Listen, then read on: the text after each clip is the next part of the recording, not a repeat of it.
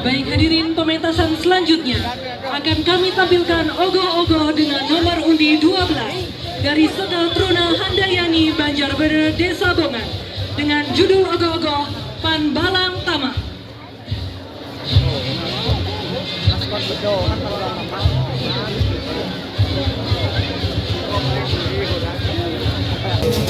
Penceritaan Balang Tama adalah berupa penguatan budaya Depa Ngomong sebagai akibat pemungkaman masyarakat dari hak berpendapat menuju proses keterbukaan dan demokratisasi, di mana akhirnya masyarakat selalu mempergunakan logika sebagai kecakapan untuk berpikir secara lurus, tepat, dan teratur.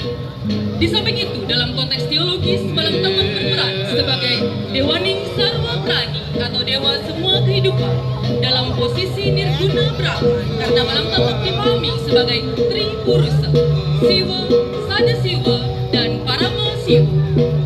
Balang Tama dalam konteks masyarakat Bali menunjukkan citra negatif Balang Tama lebih menonjol dibandingkan dengan citra positifnya. Citra Balang Tama tergantung dari persepsi masyarakat yang diceritakan dari mulut ke mulut sebagai hiburan belaka. Jika dilihat dari citra negatifnya, Balang Tama dianggap licik, pemalas, rakus, dan loba. Jika dilihat dari sebutannya sebagai Ki Balang Tama, disimbolkan sebagai dewa penguasa hutan, subak, tegal, pasar, dan karang perumahan. Juga dengan sebutan Sangyang Semara, Sangyang Kawi, Sangyang Aksara, Sangyang Siwapati, dan Sangyang Sastra. Sebagai peringatan bahwa Balang Tama benar-benar dikonotasikan sebagai tokoh kedewataan, maka dibangun Lingkar Balang Tama yang dikembangkan sebagai Pura Balang Tama yang disungsung oleh seluruh masyarakat Banjarbaru. Hadirin yang berbahagia, inilah penampilan ST Handayani Banjarbaru, Duta Desa Bongan.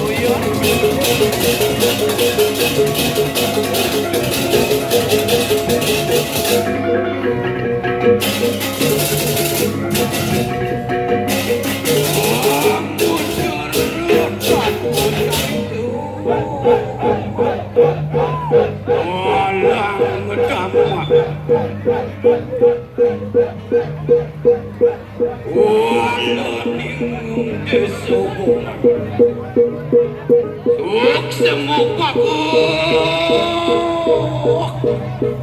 darahmu sesulah rikalaning nyanggeruk festival sigo sana buang dalipatiku untuk dapat aksana